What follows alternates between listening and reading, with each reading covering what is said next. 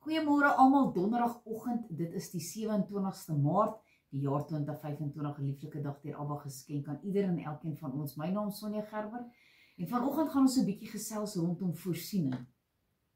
Die Here beloof dat hy sal voorsien in wat ons nodig het.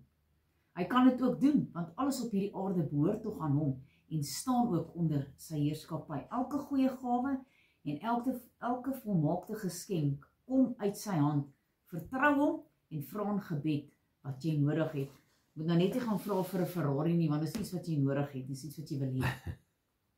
Maar kom ons lees bietjie in God se woord, Jesaja 58 verse 11.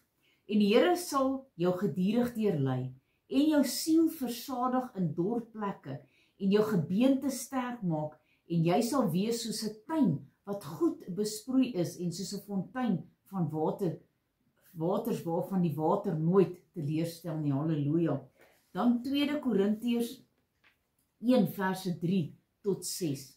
Die opskrif daar, danksegging van Paulus vir die vertroosting wat God hom geskenk het. Geseënd is die God en Vader van ons Here Jesus Christus, die Vader van ontferminge en die God van alle vertroosting, wat ons troos in alles ons verdrukkinge, sodat ons die wat in allerhande verdrukkinge is, kan troos deur die vertroosting wat ons self deur God getroos word.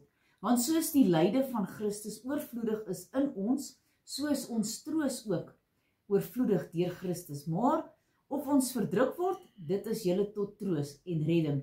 En dit laat sy werk blyk deurdat julle dieselfde lyding verduur wat ons ook ondergaan en ons getroos word. Dit is julle troos van redding. So al word ons ook verdruk, die Here voorsien nog steeds vir ons 'n uitkoms en hy troos ons. Halleluja. Filippense 4 en ek wil hierso lees vanaf verse 10 tot 20 waar Paulus erken teenoor die Filippense hoe hulle hom onderhou. Ek het my grootliks verbly in die Here dat julle nou eintlik weer opgeleef het om aan die belange te dink, waaraan julle ook gedink het, maar julle het die geleentheid nie gehad nie. Nie dat ek dit uit gebrek sê nie, want ek het geleer om ver genoeg te wees met my omstandighede waarin ek is. Ek weet ook om verneder te word, ek weet ook om oorvloed te hê, en in elke opsig en alle dinge is ek onderrig, om versadig te word, sowel as om honger te ly, om oorvloed te hê, sowel as om gebrek te ly. Ek is tot alles in staat deur Christus wat my die krag gee. Nogtans het julle goed gedoen en julle deel gehad in my verdrukking.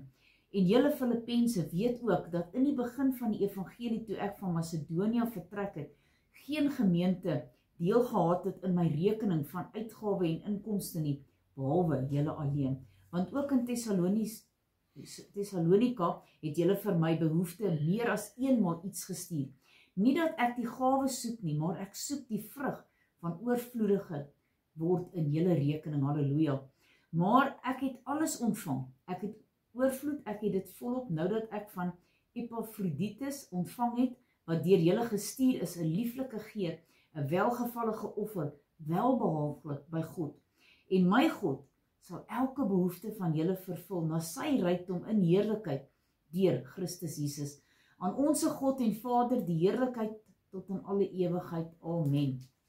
En die laaste vers wat ek graag wil deel is Jakobus 1 vers 17. En elke goeie gif en elke volmaakte gawe daal van bo af neer, van die Vader van die ligte, by wie daar geen verandering of skaduwee van omkering is nie. Halleluja. Kom ons bid saam. Almagtige God en hemelse Vader, Here, dankie, U is ons voorsiener. Here, daar is niemand soos U nie. Wie kan vir ons brood op die tafel sit? Wie kan vir ons 'n werk gee? Wie kan vir ons wanneer ons verdruk is en wanneer dit nie met ons goed gaan nie, wie kan vir ons uitkoms gee? Here, U voorsien in elke behoefte van ons wat ons het. Here, baie dankie daarvoor. Ons wil U net loof en prys en eer, Here, want ons weet, sonder U is dit onmoontlik om deur hierdie lewe te gaan en dit te maak. Here, baie dankie dat U daar is vir ons en dankie dat U ons altyd ondersteun en help. Here, seën ieder en elkeen in hierdie dag.